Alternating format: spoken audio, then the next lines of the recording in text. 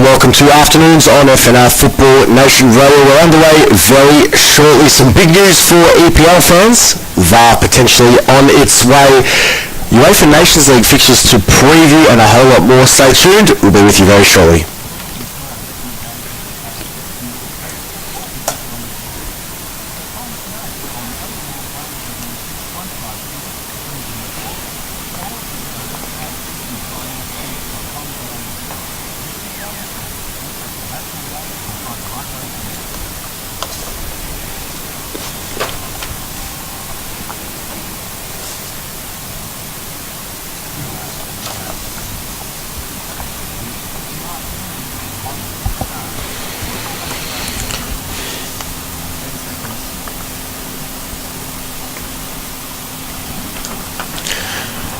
Hello and welcome to Afternoons on FNR Football Nation Radio. We are, of course, your voice of football in Australia and right around the world. Welcome to the program. My name is Adriano Del Monte, joined here in the studio by Louise, Taffa and Rick D'Andrea, and we are talking European football on a very interesting night where the English Premier League have hinted that VAR could be on its way sooner rather than later. Find out why, what and what is going on there very shortly. Some UEFA Nations League fixtures to preview as the new competition gets underway.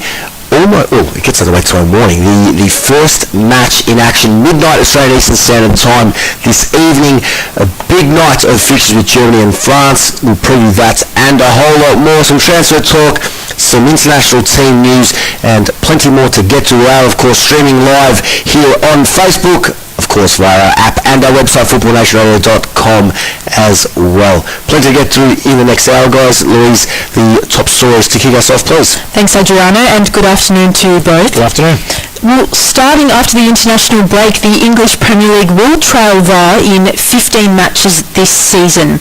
The first trial will take place for 3 p.m. kickoffs on September 15 to see if the VAR hub at Stockley Park can cope with the decisions arising from multiple matches. UEFA has confirmed it will review the away goals rule in European competitions. Juventus boss Massimiliano Allegri and Napoli's coach Carlo Ancelotti were among those present at an annual gathering of leading coaches on Wednesday morning where they called for the rule to be changed.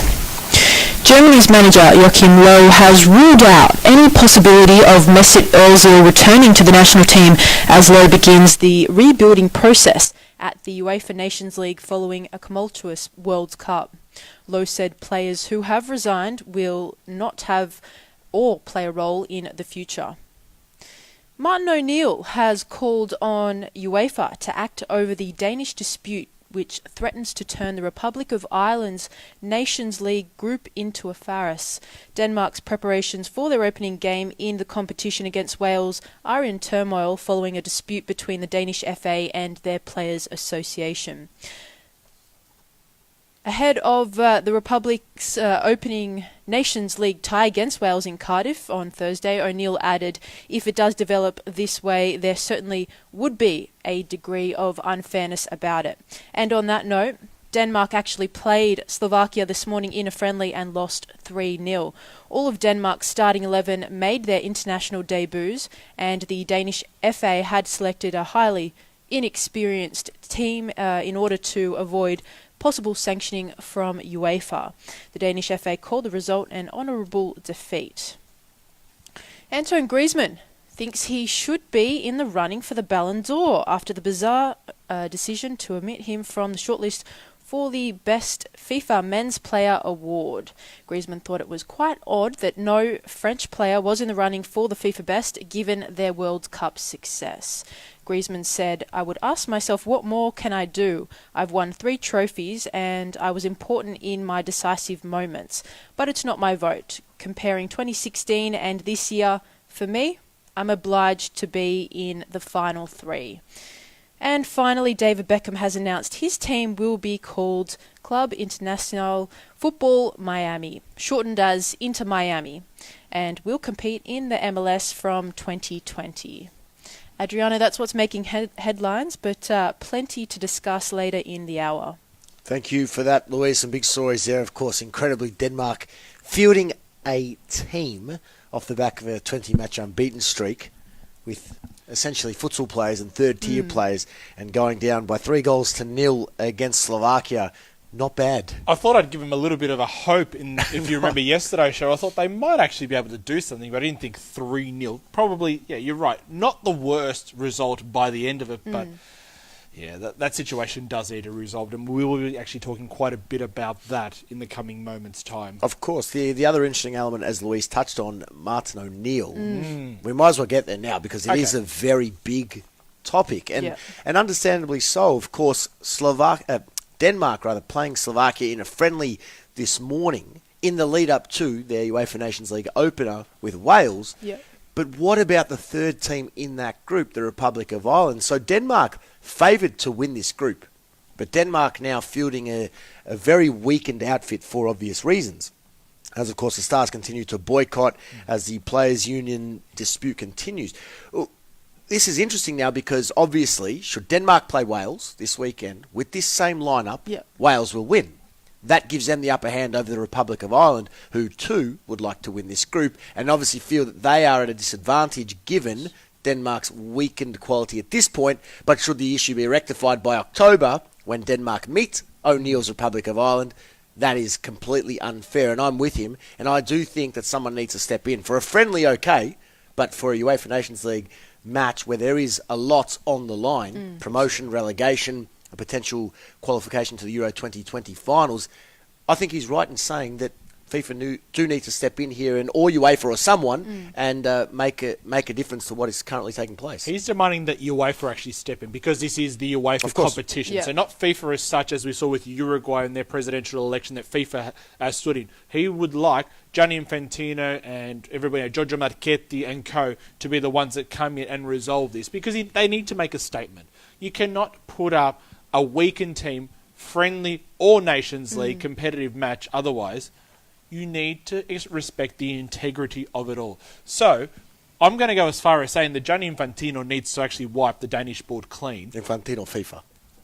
Or Marchetti. Marchetti, or Ceferin, whoever it happens to be, clean the board out. It has to go that far. It has to go that far. Because obviously the Players' Union has nothing to actually do with UEFA or FIFA, so they're not going to change ownership.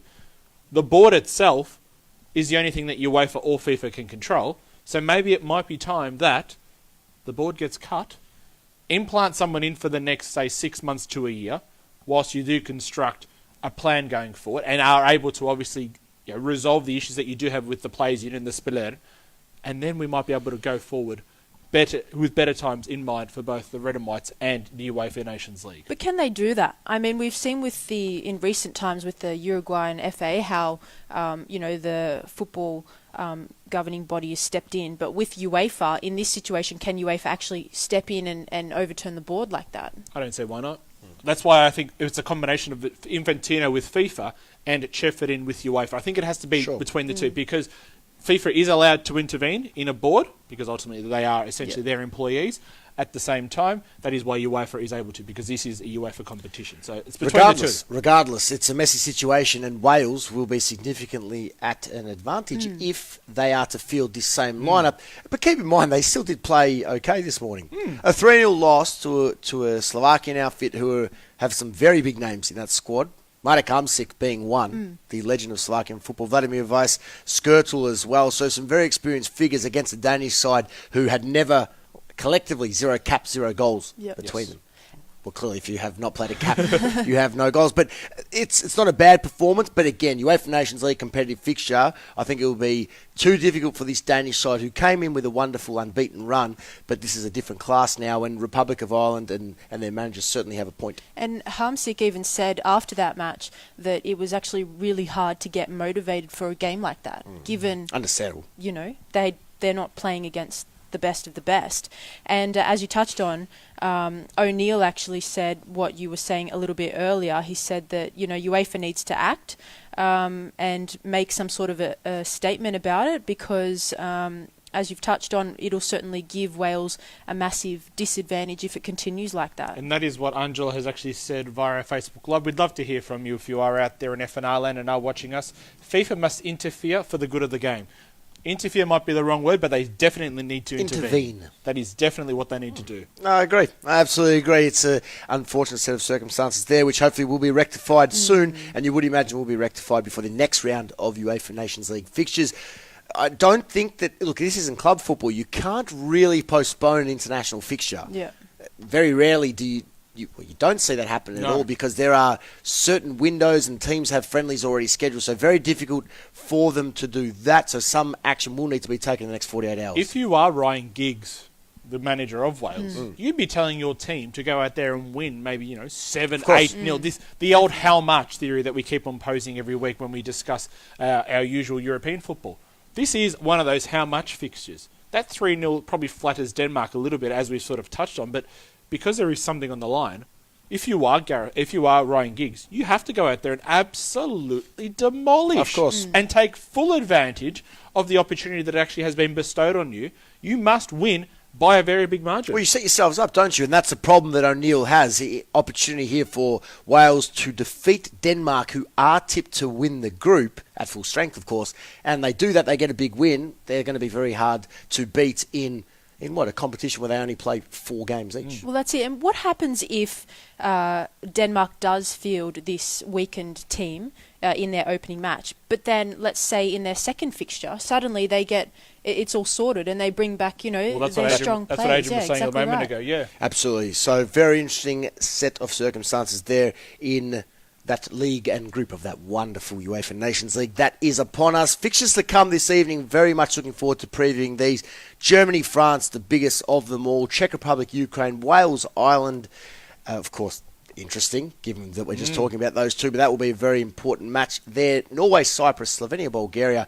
The very first UEFA Nations League game, which will kick off at midnight Australian Eastern Standard Time, 4 p.m. Central European Time. Kazakhstan and Georgia, that's in League D. Armenia, Liechtenstein, Gibraltar, Macedonia, Latvia, and Andorra. They're the UEFA Nations League fixtures to come tonight. A couple of friendlies as well. Portugal, Croatia, and Wesley Sneijder's farewell for Netherlands against Peru. Full previews of those fixtures to come in our second hour. Now, I understand the European continent in terms of its time zones, and obviously Kazakhstan is obviously very much east. Very much so. Of the rest. Very nicely put. But surely they could have picked a better game to kick things off. Surely. I take your point there, but you can't do much about the... No, I know, because the geography of these countries. I know, because you are going from Eastern Europe across to the But rest they could have, we could have kicked off with Germany, France tonight. Correct. That's already overnight. I agree. Which is where my argument is. I mean, you want to have arguably 2 of your best, say 3 nations competing at your newest showpiece event. Good point. Should have been Germany, France. Good point. Yes, you probably would have upset a few of those big superstars that are on those mega rich bucks, but you know what? No, that's a good For point. the integrity of the competition and to really get the momentum behind it, especially it is still new. I don't think no disrespect to Kazakhstan or Georgia, but I don't think those 2 nations really get the blood flowing and pumping this early on. I'm with you. Get a few eyes on the competition. Get that match. Just make that a one-off. Yeah. The only match of the evening. All these fixtures, look, they're all as significant as one another, but all these fixtures could have been played the next night. Correct. Play Germany, France, one out. Make sure all of Europe's eyes and the world's eyes are on that match. The world champions against the 2014 world champions. It would have been a great spectacle. And it's like you're sounding, like you were a couple of months ago, just before the World Cup, when we found out that Russia were opening with Saudi Arabia. Well, what was the next night's main game, if you remember? Spain-Portugal. Of course. Which eyes were much more, from a world's perspective, that's a bit different, though, because the host country get to open a the little World bit Cup, different, yes. And they just unfortunately were drawn with Saudi Arabia. That's the only difference there. But in this case, Kazakhstan, Georgia is even a step down from that. Yes. And it's big. Or League D. League D. Versus a League A premium match.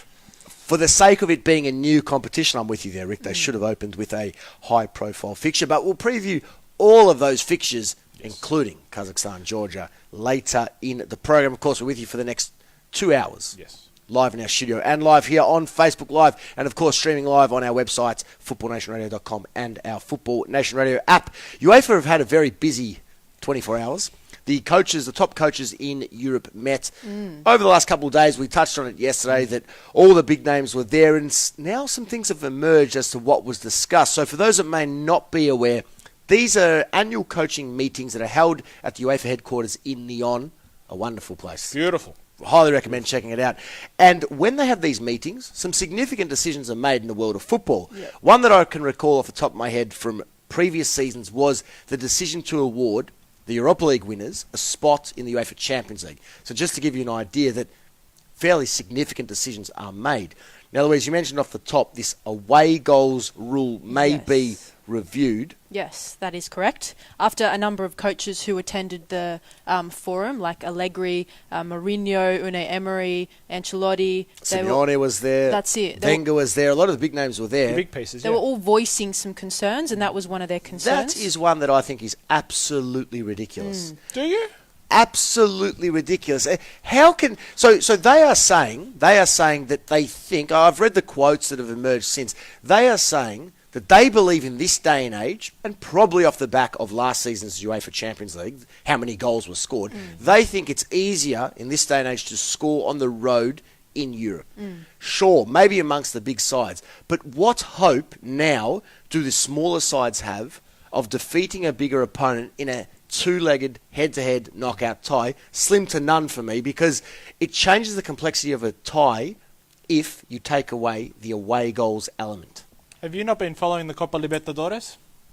I'm No. sure many of our South American followers are aware of this. They do not implement this. They don't. And how exciting are those matches? Because you see a lot more goals in that competition. So the aim of this is, okay, you are right in the sense that you get to take away the element of scoring at home versus scoring away from home. You take that out of it. But what you gain at the moment is you see the home team defending like crazy as soon as they can see. But that's football, Rick. That's football. If you're in support of that idea of goals and entertainment, well, let's get rid of the offside rule and let's just have a free for all. Okay. No. But when we talk about football being played, again, we've spoken about it earlier this week, the purest side of football, that element, albeit not attractive on the eye, does give the smaller teams an opportunity to take a scalp. Now, a classic example I can recall is in the 09-10 UEFA Champions League, Jose Mourinho's Inter Milan against Barcelona.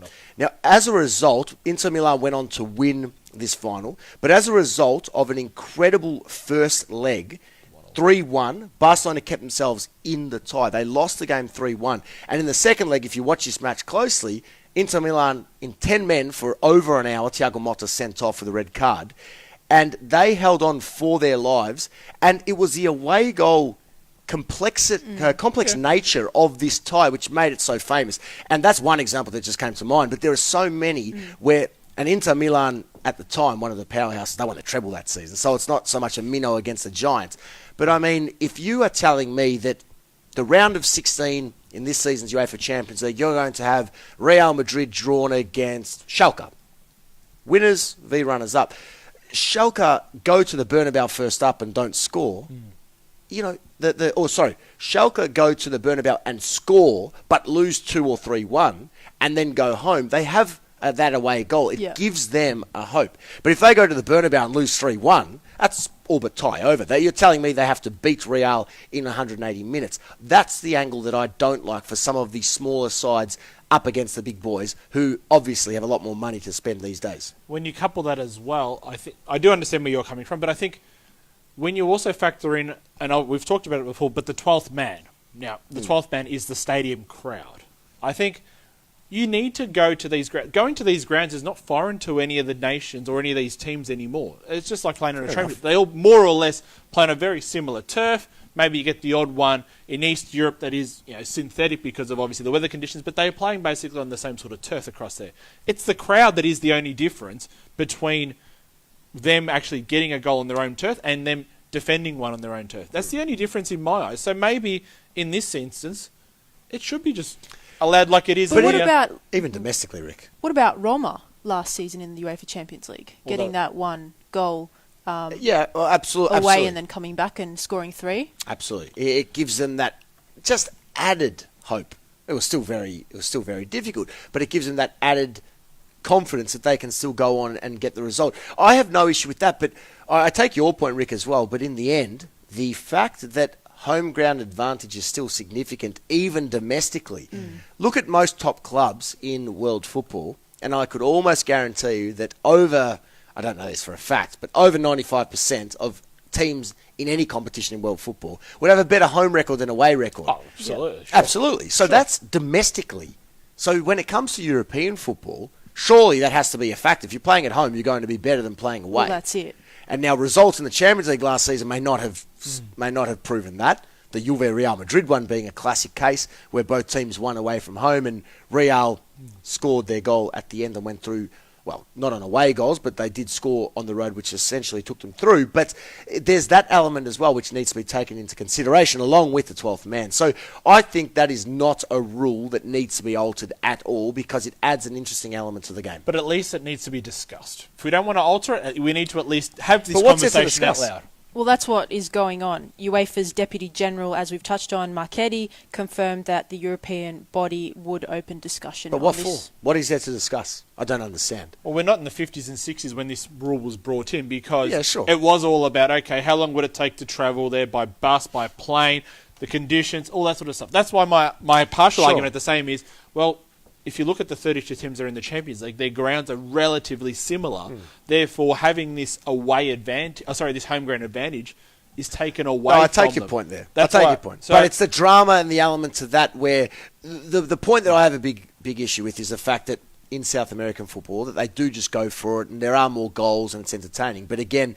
that's not what it's about. The defensive element that comes with winning 1-0 and preventing your team, preventing the opponent from scoring an away goal and then defending that on the road, it's just... That drama would automatically disappear. It disappears. It disappears. And then, on top of that, very unlikely we will see a Schalke beat Real Madrid over 180 minutes, whereas if they can go through knowing if they finish level, look, it may be picking at certain things here, but I just don't think it's something that needs to be addressed. But a very interesting discussion, nevertheless. We'd love your thoughts on what you think about the away goals rule and its potential non-existence in European competition. And something else they discussed at that forum was the general consensus for more countries to join Italy and England in closing their transfer windows before the start of the season.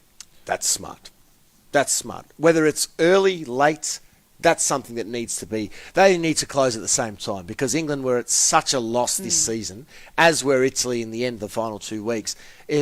Everyone should close at the same time. Yeah. Should it be a blanket as soon as the first league starts? I just think it should go back to the end of the month. If England want to start their season... Or should you end it at the start of the month? Should you end it... It's too early, though, especially in a World Cup year. Maybe this is where the exceptions may come in, but you think about it, how much time do players... if they transfer on deadline day, for example, have to settle in to their new team, none at all. Get to know their new teammates, get to know their coach, get to know how they play and their style and everything else in between. It gives them zero time. They almost have to lose out that first big match of the season, the one you sort of pump yourself for over the European summer before you actually get to play. So maybe instead of ending it at the end of the month as we saw in Germany, as we saw in France, as we saw in Spain, maybe they should end it at the start of the months, maybe August 1, August 2, whatever happens there. Too early for me. The guys they go on holiday, the players, agents are away, clubs are off. It has to Agents are never away in the European summer, they're working their bum off. Well, we saw with the Ronaldo deal, they were doing deals on the Greek islands, they were doing deals in Spain, then he had to go to Asia. It needs to be at a point where everyone is back, business is up and running, players get back into pre-season training around mid-July, and so to put the pressure... Look, normally they leave it for the last minute, the Europeans, Rick. So I know this. Give them a bit of extra time. End of August, I think it's... The issue that the English FA had with regards to... and why they actually opted to close earlier was so that there wasn't that issue of players joining during the season. Yeah, it wasn't disruptive. And I understand that, but they're the only league that starts so early. So if they want to get back on a level playing field, they have to accommodate the other leagues. Well, France and England, they start at the same time each season. France and England, yes. Well, I think this was actually the first season league one started this early. But regardless, not all 5 top leagues start at that time, and certainly not all the other ones. I just think the end of the month of August allows for accommodating international competitions, rest time, holiday time, allowing clubs to get back into full swing, allowing agents and clients to discuss their futures. You come off a long season, especially off the back of last season. The French national team finished their season mid-July, as did the Croatian national team. That's to then say 2 weeks and you're closed. I think end of August makes sense there. But that is definitely one that's worth addressing because, again, the top English sides and then the Italian sides, to an extent, I think, were at a loss. But it doesn't mean that the English team, as an example, if we use what they did this season, they wouldn't get picked apart by your Germans, your Italians, or your Spanish. Because those three leagues at least started 1 to 2 weeks later than what the English did. So the English at the moment would be in a very, very similar position, just obviously not dated all the way through to August 31. It might be dated August 15 or August 22nd. So they'd still be, attempted to be vultures. So that's why I suggest, it might sound bad, but that 1 week or even 1 day before or 2 days before, whatever arbitrary time you want to put on it, before the first major league kicks off, or you give it an arbitrary date and that is it. No more transfers until January. So it might be an August 1 move or a July 31 move. Maybe you end it there. Yes, it does sound very harsh if you are an agent, but you have to do your best work under pressure. And it might be that you need to get your player moving on post-World Cup before he starts and returns to that country where he plays his domestic football. I take your point. You haven't sold me, though. Let's move on. Antoine Griezmann. Interesting comments here regarding, these international federations are having one hell of a week.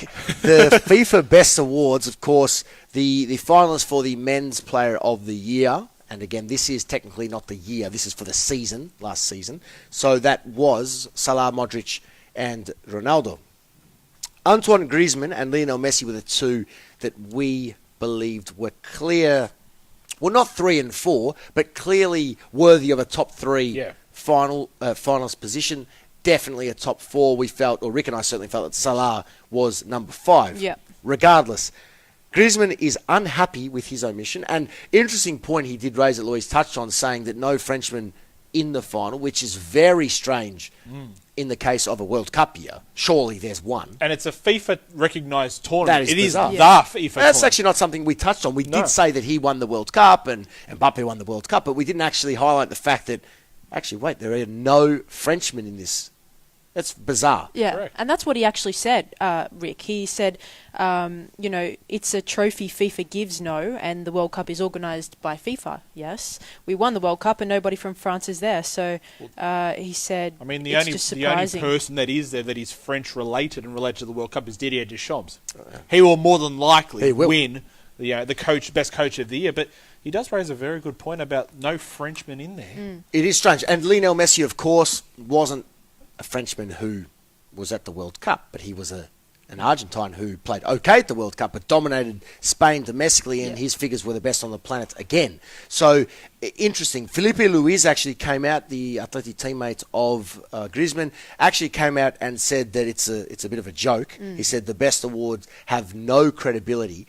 And he actually went on he expanded on that, suggesting that Lionel Messi is clearly the best player on the planet, and he's not in there. So, I guess in support of his club teammate, but also defending his La Liga compatriot Lionel Messi, saying there's no substance to these awards. And again, it will be interesting now to see how the Ballon d'Or is affected by these finalists and these omissions. But as it stands, neither of them are a top 3 finalist, and Griezmann not happy at all. Well, that's it. And as we've touched on, now the FIFA Best Award has suddenly lost a bit of its credibility. And that's what we were touching on yesterday as well. How much does the FIFA Best Award really matter? How important is it compared to the Ballon d'Or? Well, this is the thing. One might be considered over a calendar year, one's considered over a season, but it makes no difference to me. I've said this before. I think the FIFA Best Awards should not be run. It's just another competition to give out a swanky prize at the end of it and maybe get everybody dressed up in their finest. Too many awards. Well, especially because there were the UEFA ones only a week ago. That's right. Exactly the same thing. Yeah. Exactly the same 3 finalists. Exactly the same 3 finalists. European v World, but same finalists, same story, and they'll be the same winner. It's bizarre. It is just FIFA trying to replicate what previously was the FIFA World Player of the Year, which then I think from 2010 to 2015, they amalgamated with the Ballon d'Or, so it's called the FIFA Ballon d'Or for 5 years, and now it's back by itself. The Ballon d'Or is by itself, and there's the UEFA Player of the Year. Confusing.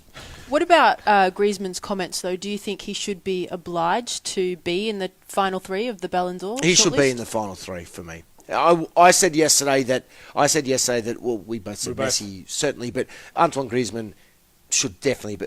If Antoine Griezmann didn't have a better season than Mohamed Salah, I'm sorry, but I don't know what else he could have done. When you lift 2 trophies. And keep in mind, he also won the Super Cup recently as well. So he has done enough, more than enough, performed very well domestically. Atleti finished second. He won the World Cup, the Europa League. He was one of the best players in the World Cup, man of the match. He did it all. What more can he do? People bought into the Salah hype because Lionel Messi had a better season than Salah as well. Yeah. And so there's, look, again, a bit of an issue there, but regardless, I don't think the Griezmann would have won. I think Modric is certain to win, but still not to be named a finalist. He's obviously unhappy about that. Yes. So with the Ballon d'Or, you would say Ronaldo, Modric and Griezmann? And no Messi? Yeah, it should be. It'll probably be that. It will be that. I think FIFA might actually learn from the whole Salah hype and controversy that they've actually put him in this. Who runs the Ballon d'Or? Well, that's right. He could win it. He could win it. He could win it. He could win it. And he actually also hinted that he may be the favourite to win the Ballon d'Or as well, Antoine. Wouldn't be a bad call, but I think the Champions League win might just trump a Europa League win. However, a World Cup final might trump a World Cup win. A World Cup win might trump a World Cup final. Sorry, yeah. That's right. Antoine Griezmann could win the Ballon d'Or. He really could win the Ballon d'Or. France football, Griezmann, will be interesting to see. But that, of course, early next year, the finals will be announced later this year. But touching on Felipe Louise, as we did, you guys have obviously seen the comments that he's made the last 24 hours in regards to being possibly transferred out. We were shocked by Luka Modric and the whole discussion that was happening last month. Well, Felipe Louise has basically bluntly put it that he was the one who was instigating a move away from the Rojiblancos. Of course, linked away for large parts of the summer. It didn't materialise in the end. No. He will remain at the club. It'll be interesting to see how he fares this season. I wonder if all of a sudden Diego Simeone might just say to himself, well, you know what? If you've instigated a move away, you've instigated a place on the bench. And Lucas Hernandez does secure that spot at left back over the Brazilian international. We'll see. A very talented player and was linked to a couple of top clubs after clearly expressing a desire to get out of there. Back to international football because there are some big matches to come tonight. Full previews of these matches, including the opener, Kazakhstan and Georgia, to come in the second hour. But just some team news around. Look, lots of talk to come about Germany and France, the heavyweight fixture that will be played tonight. If you are in Australia, that match live on Optus Sport. Really excited about this. The 2 previous World Cup winners going at 4:45 a.m. Australian Eastern Standard Time. That's 8:45 p.m. Central European Time. Manuel Neuer has spoken, obviously a difficult last 15 months for the Germany captain. He said, we want to put the World Cup behind us and we want to bounce back and move on. And what a chance to do so now against Les Bleus tonight. I've tipped Germany to win this group, and comments like that, knowing how strong and determined the Germans are, I like where their minds are at in the lead up to a huge fixture at home. And obviously France's first match together since their historic World Cup triumph. Yeah, they do look like they are in a strong headspace, in a real winning mindset. With the whole France issue, you've spoken about it as well, that we don't know where they are post-World Cup. They may need to sort of still have a little bit of a party boy attitude, but they haven't quite sort of settled back in. But it just seems Yogi Löw at the moment has got the team going in the right direction, has sorted out the whole Mesut Ozil problem. So won't come back, Ozil, you were saying? He won't. He has categorically said that Yogi Löw that he is done. Okay. That was the announcement that was made, so he won't be included in any plans. He's also got Leroy Sané in this team. Obviously, it was dropped earlier in the week or late last week for Manchester City. So he's still fresh. He's very hungry. Toni Kroos, especially the Real Madrid midfield, has put a lot of pressure on the Manchester City winger to actually come out and fire up and really get the Mannschaft going on all cylinders. So at the moment, the things that are being said off the pitch are very much pointing to a Germany win.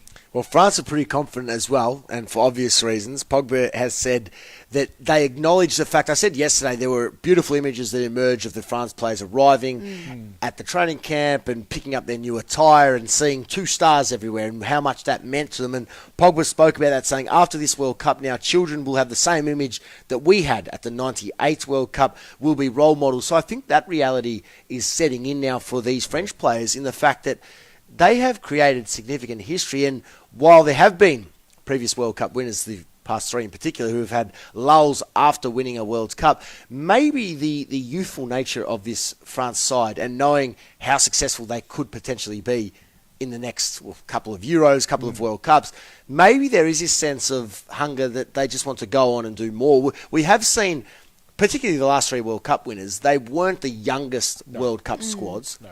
They weren't the oldest either. They were prime of their careers. That's why they won. But they certainly didn't have the same level of growth still in them that France do. France are nowhere near their best for me, but clearly one of the world's best and reigning world champions. But again, comments like that, I just think they're in a nice space as well mentally, and they see this as maybe the UEFA Nations League has come around at a nice time for them as well. It's not a friendly that's insignificant, and it's got some meaning to it, and they have a point to prove against a German side who will want to take care of them as well. You've also got to factor in, looking at it from a France point of view, they have been unbeaten whilst playing in Germany. The last 4 times they've actually gotten a result.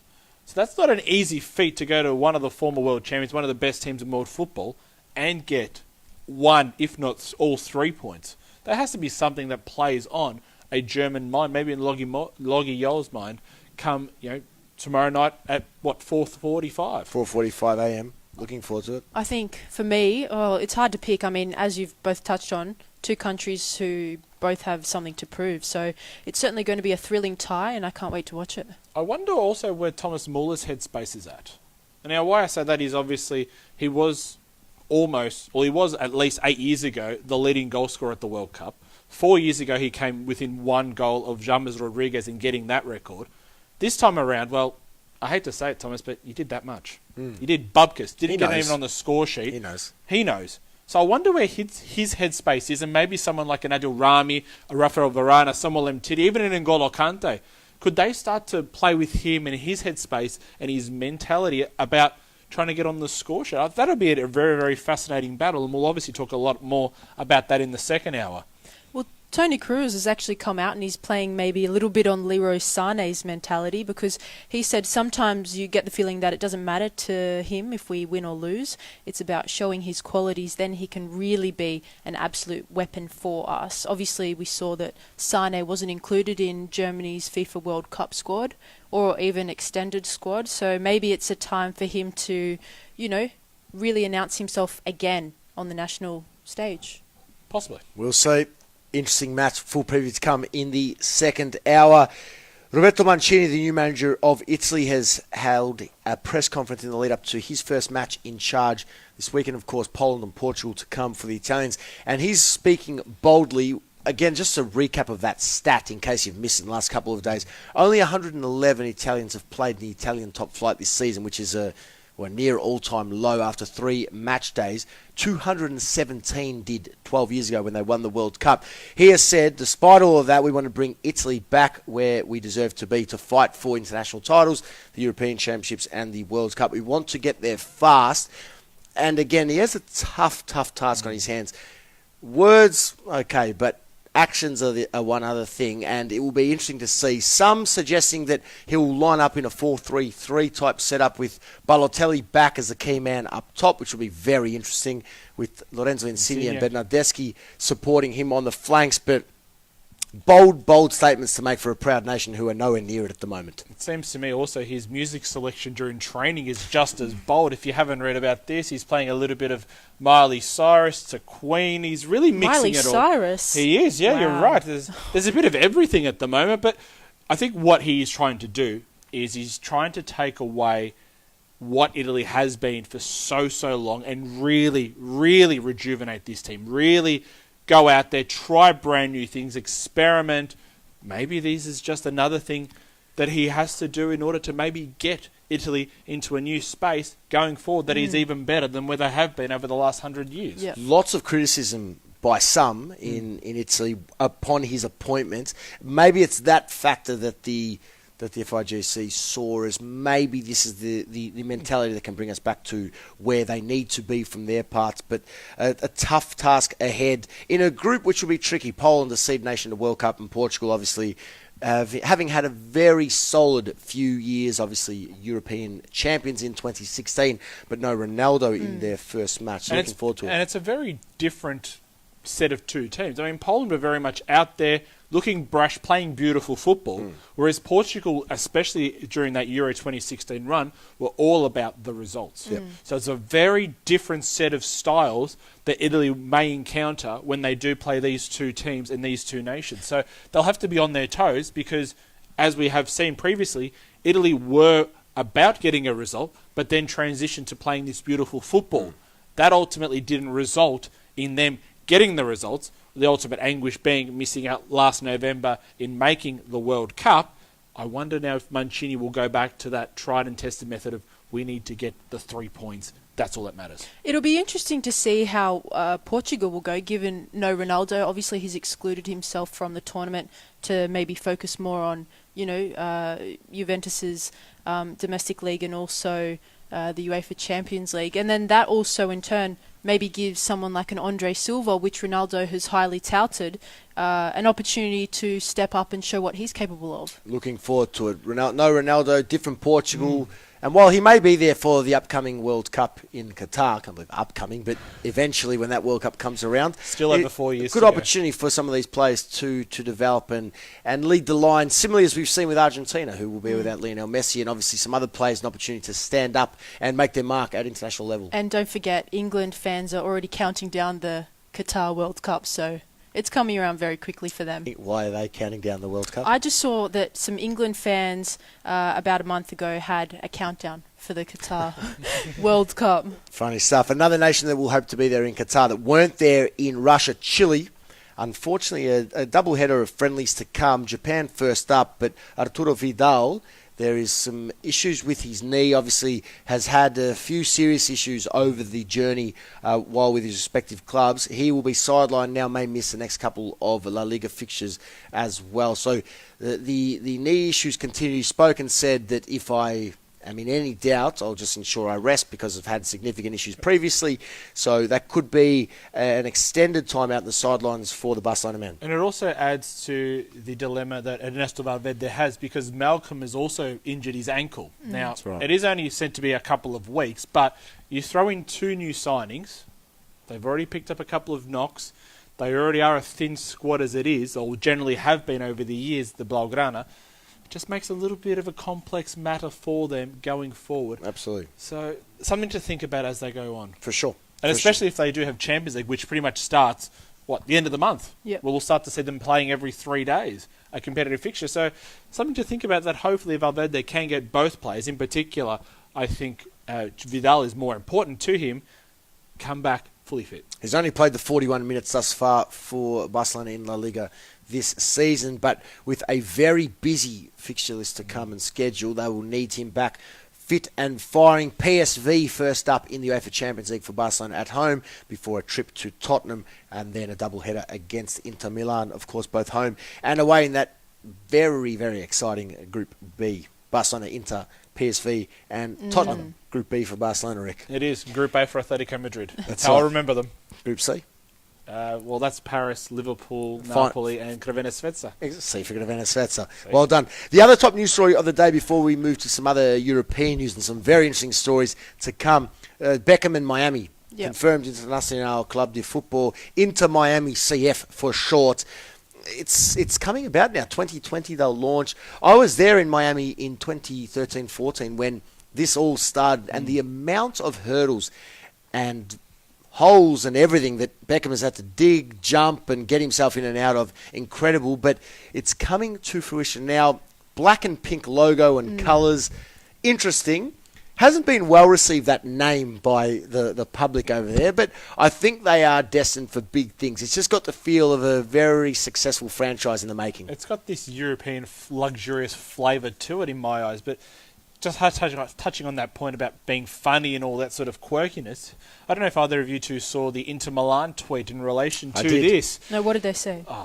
Louise, pull it up in the meantime, but they essentially said, well, you may have been an AC Milan player, but great choice with the name. Yeah, that's essentially what it was. Of course, Beckham's spending a very short spell at AC Milan alongside some absolute greats. And it also does sound very similar to Inter Milan if you think about it. Inter Miami, Inter Milan, the first 7 letters. Yeah, very similar. Well, there you go. So Inter Miami will be David Beckham's official name of the Miami franchise, and they will get underway in the 2020 MLS season.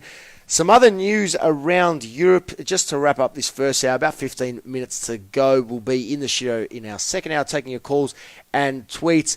This is an incredible story coming out of England from this morning. Not sure if you guys are across it, but it concerns the debut of a 15-year-old by the name of Luke Matheson from Rockdale, who debuted for Rockdale in the Football League trophy against their rivals Bury. Now, this match, incredibly, taking place on the evening of his first day of school. So his first day of school in the equivalent of what probably is year 9 in Australia. And he's gone, he's played, he's been an early substitute, come on in the 13th minute for an injury, and then picked up the Man of the Match award. Impressive. That's unbelievable. Amazing, isn't it? Really special. 15-year-old Luke Matheson. So hopefully he can go on to bigger and better things. We have seen a few young superstars, though, fall by the wayside, of course. Odegaard there at Real. Where is he these days? I think he's the end of his year again. Yeah. So it does happen, but that's a nice start in the Football League trophy for the youngster there.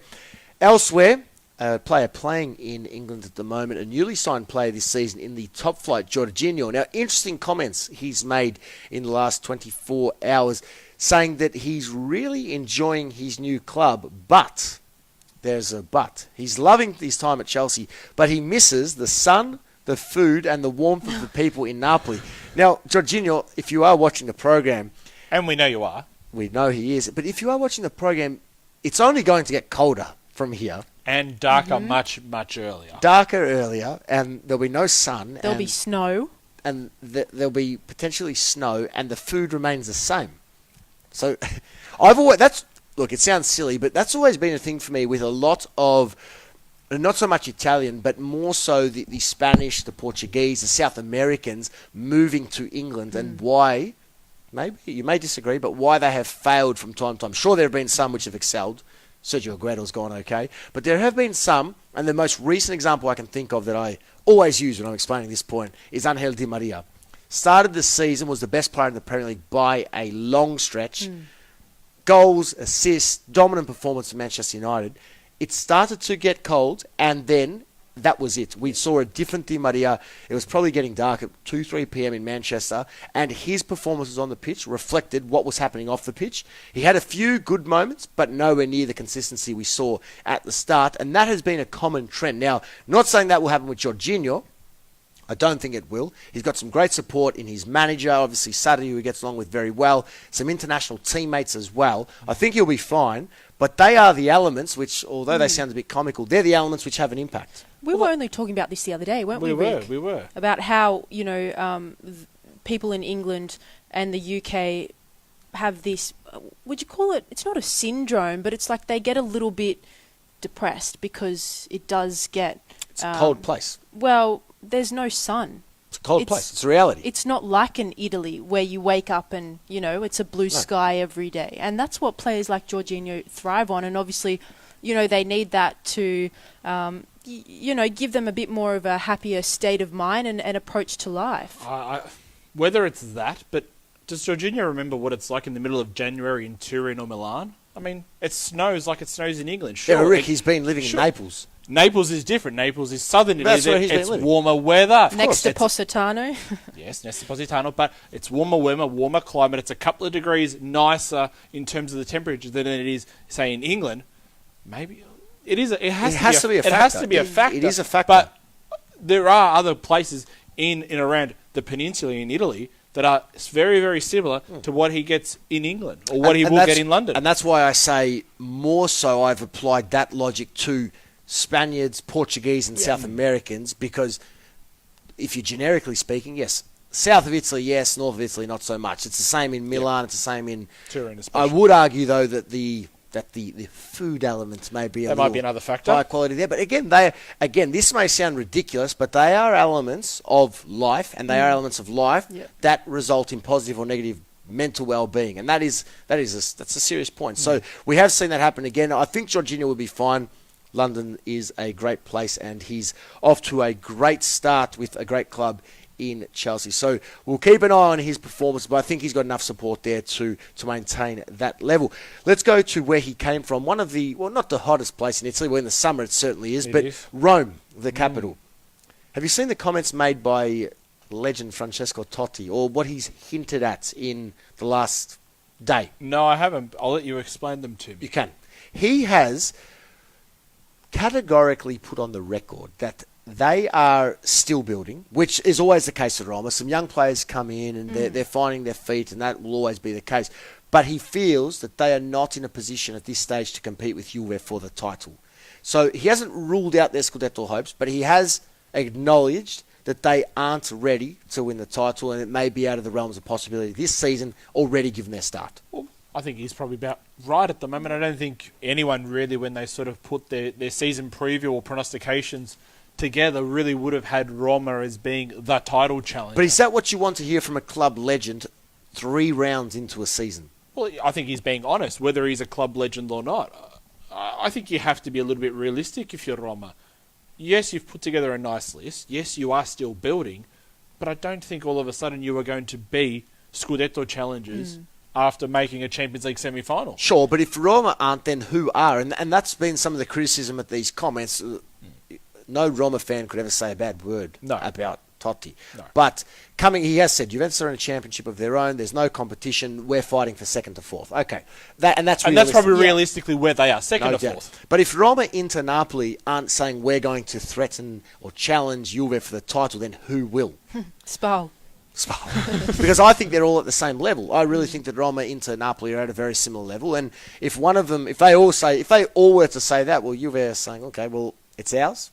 We'll win. We'll focus elsewhere. We'll still win this. The timing of the comments, I agree that he's being realistic. But the timing of the comments, Roma have had a decent start to the season. They haven't been as good as they would have hoped. They would certainly have hoped to have beaten Milan at the weekend. Obviously, they lost that in the last minute with Cutrone scoring a goal. But in the end, I just think that the timing of those comments may be a little strange. Vito has come through on the Facebook Live. Good afternoon to you, Vito. He said, Italy must commit to playing an attacking style of football. So we're talking national team here. Back there, Totti did play and had some success at that level back in the day. This concept of prioritising the result doesn't suit them anymore. The new generation would be better off playing in a proactive team. Italy failed to qualify for Russia 2018 because of an ageing squad and using a coach with simple ideas. I would say no ideas. Nevertheless, Ventura was neither attacking or defensive, but just lost. Thoughts? He's about right. But I'm still the old adage, get a result, I'll shut up. Don't care how you play. It's as simple as that for me. But, as Vito's saying, it's a new generation. Maybe there's a different way of getting a result. Well, this is the thing. It has to be a different way. If this is a new generation, this is a new way of thinking, this is a new approach by Mancini, maybe this is a new way to get a similar, if not better, result. Given where they're at the moment, what is the goal? And given what they've come off, what's the goal for this Nations League right now? I actually think Italy should win not only Poland-Portugal, but this iteration of the Nations League. You think they should be the inaugural winners? I think they should be. Spain, France, Germany. Yeah, I think they should beat them all. I think that's where Mancini's head has to be at the moment. I don't think it has to be about, let's just get the 2 results against Poland and Portugal and that's it. Yeah. I think he then has to get the team together and say, okay, out of those 4 eventual qualifiers out of Group A, they should beat home and away in the semi-final, and then win wherever the final is to be played in June, July, whenever it happens to be. Okay, there you go. Well, the 4 group winners, of course, out of League A will go to a semi-finals and final type format to be played in a neutral country in June of 2019. So should they get there, there'll be no home and away. It'll just be one match for a semi, 2 winners to a final, 2 losers play for 3rd and 4th, the first ever UEFA Nations League competition. That's why I'm still firmly of the belief Italy has to go out there and approach this as a 7-match competition in order to win a major title. Vito's point here, this concept of prioritising the result doesn't suit them anymore. He's sort of suggesting, regarding Italy, normally just play, get the result and move on. There's no more to it. Play, get the 1-0 and move on. I think that's just part of the makeup of any Italian team. Yeah. You even see Italian clubs in the Champions League that have obviously more foreigners than Italian players, and they still play like that. It's just something about the mentality and the way that they do it, but it has been so successful over the journey for them. So I agree with you. I really think that winning the whole thing should be the goal, but as a bare minimum, certainly winning a group with Portugal and Poland is a must. Yep. In these early stages, who do you see actually winning it? Do you see Italy winning the whole thing, or is there another country that... Well, my predictions to make the Final 4 are Italy, certainly, Belgium to beat Switzerland and Iceland in their group. Yep. I think that Spain will be far too good for England and Croatia, and then toss a coin between Germany and France. Yep. And so you've got your final four: Germany. Let's say it's France, the World Cup winners. So France, Spain, Italy, and Belgium. I think Italy are capable of winning it due to where they've come from. But my tip would be Spain. I think Spain will win the inaugural UEFA Nations League, and I think we'll see them play a wonderful brand under Luis Enrique at this stage. But then again, there is lots of quality elsewhere. Keep in mind with Belgium, I say Belgium will go through, but Kevin De Bruyne is out. That's they have true. Iceland and Switzerland. Switzerland very strong. Very, very strong. So I think Iceland will be relegated from that group, but I still think that Belgium should get through only just. A couple more minutes to go here on the Facebook Live. Just a few more stories domestically, some transfer news and some domestic news. One more out of Italy. Cristiano Biraghi, the captain of Fiorentina, was at the weekend. This is not a great story, but this is a rule at the moment. Now, we touched on it a week ago or so that Daniele De Rossi from Roma, the captain, was going to be punished or fined for having some artwork on his captain's armband. Yes. A new rule this season where, for whatever reason, you're not allowed to decorate that. The Fiorentina team at the weekend the captain wore a special armband to honour their late captain, Davide Astori.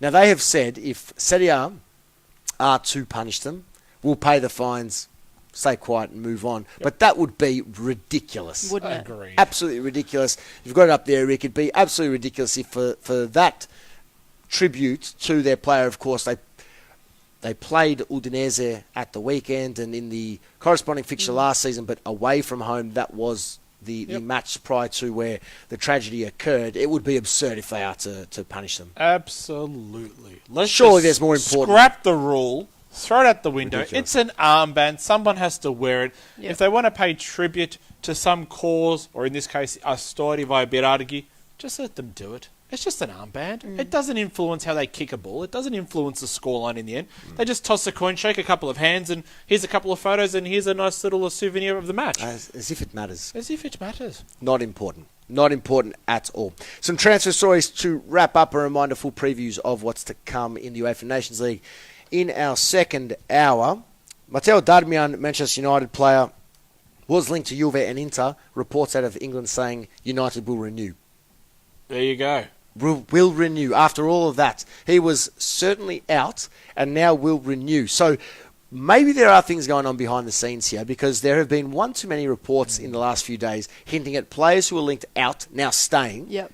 And that's another one to the list. Maybe a few of these players that are fed up with their boss, maybe there is talk internally that the boss is not going to be around for too much longer. That's all I can read into it. I wonder if he'll get some game time instead of Ander Herrera at right back. Well, Herrera was one who said he wants out. That was according to yesterday's report. But Herrera was one who was played in that position when you had a fit and firing Matteo Darmian ready to go. I think it was for the Tottenham match, if I'm not mistaken. So very interesting all of a sudden what is going on, and a lot of these players making very similar remarks. Well, Mourinho said in that match they had practiced that certain system for the whole week and it worked. I don't know if it did. I don't know. I don't think it worked ultimately if you look at the scoreline. No, didn't work at all. Elsewhere, Taxidis. You remember him? Panagiotis Taxidis? The name rings a bell. Used to play in the Serie A, I think, for Bologna at some point. He has just signed. This is actually quite a funny story. He has signed for Nottingham Forest in England. And there's a nice story behind it here so he signed a deal until the summer of 2020, so a 2-year deal that he's signed. And the funny angle with this story is that he was signed from Olympiacos, but sort of. Basically, the owner of Forest also owns Olympiacos, as tends to be the case with some of these European owners. Forest wanted to sign him from Olympiacos, so from the sister club, I suppose, very late on in the transfer period, but there wasn't enough time to do the deal. Again, Rick, we're dealing with Europeans here. Yes. They've got weeks and months, and they didn't have enough time to do a deal, given the fact that the clubs were owned by the same man. Ridiculous. So what the owner has done, he spoke with both clubs. Olympiacos. How do you speak with both clubs when you own them? The directors of both clubs. Okay, yes. And arranged for Olympiacos to terminate the contract of the player so that, under the table, he could just make a free agent acquisition at Nottingham Forest. That's crazy. That's real life football there. That is That real is life one of football. the strangest moves. Yes. So he's able to sign him for free because he wasn't technically a contracted footballer. Talk about knowing your loopholes in the system. That how you is do it. one very, very strange story, Adrian. That is how you do it. And on that strange note, we'll end this hour here on Facebook Live. More to come in our second hour, so stay tuned because we are previewing the UEFA Nations League. We'll recap all those big talking points. We'll discuss the EPL and the potential arrival of VAR on a permanent... Well, it's coming, but then it may be permanent down the track sooner rather than later. More on the UEFA away goal situation and plenty more. Stay tuned. We'll recap all those transfer stories and a whole lot more. You are with Adriano Del Monte, Louise Taffa and Rick Andrea on afternoons. And you're, of course, listening to FNR Football Nation Radio. Many thanks for joining us today on Facebook Live. Back tomorrow to review those UEFA Nations League fixtures. Those big matches indeed. France, Germany, the opener, Kazakhstan, Georgia, and plenty more. Wales, Ireland as well. One we're very excited about. Czech Republic, Ukraine, Norway, Cyprus, Slovenia, Bulgaria, and plenty more. For now, though, from myself, Adriano Del Monte, Rick D'Andrea, and Louise Taffa, we'll see you next time.